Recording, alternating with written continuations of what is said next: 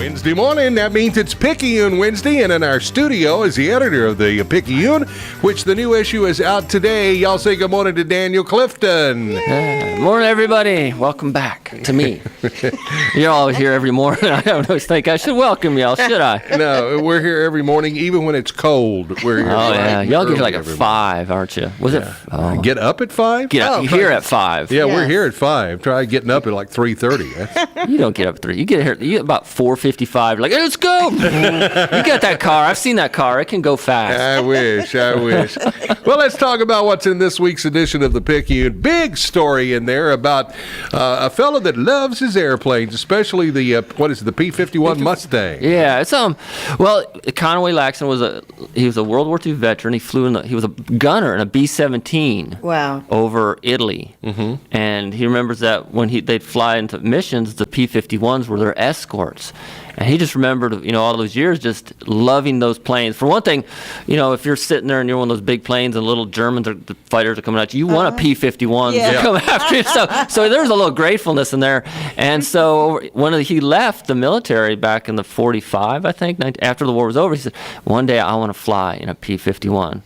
Well, for his 90th birthday, we had written a story about him saying...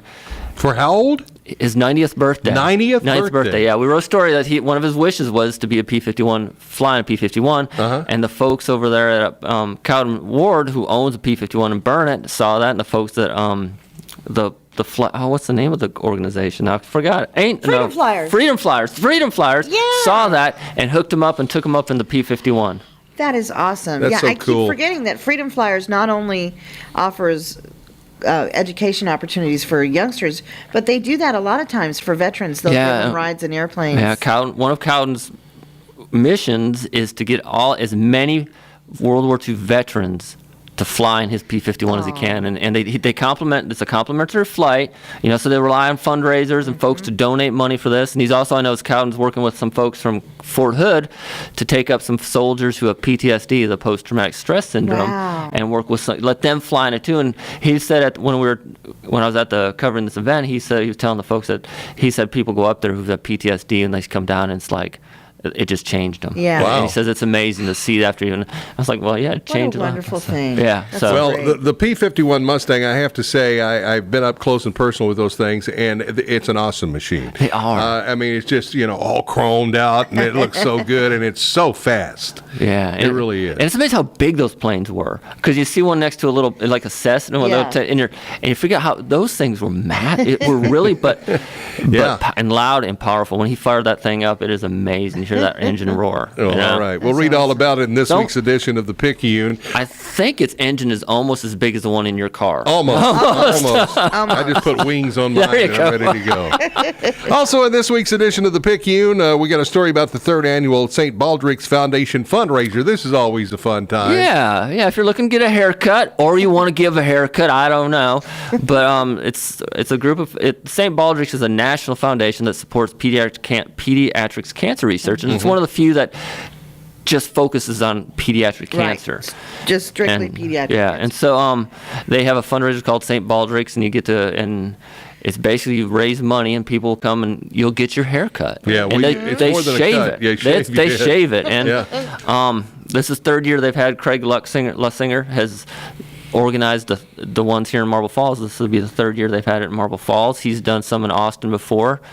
It's a great opportunity to raise some money. It's a good, feel-good kind of thing, and it's for a wonderful, wonderful cause. Yeah. And it's always a fun event, and it's fun for spectators, too. Even if you don't want to get your head shaved, you can still go and you can donate or pledge to those that are getting their head shaved, because that's how they're raising money. They're asking for your pledges to shave their head. So you can go and there's usually some great music, and it's just a fun atmosphere to kick back and relax and enjoy. Yeah. So. Yeah, and KBEY will be broadcasting live from that event, too, so that's cool. Read all about it in this week's edition of the Picayune. And finally, we're going to start announcing winners for the local Love Us Award. And we'll have the list in there this week.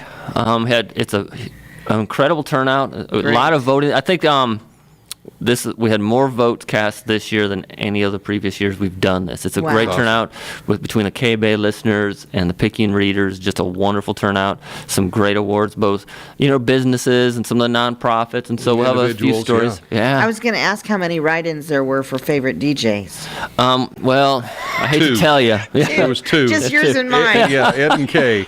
That was it.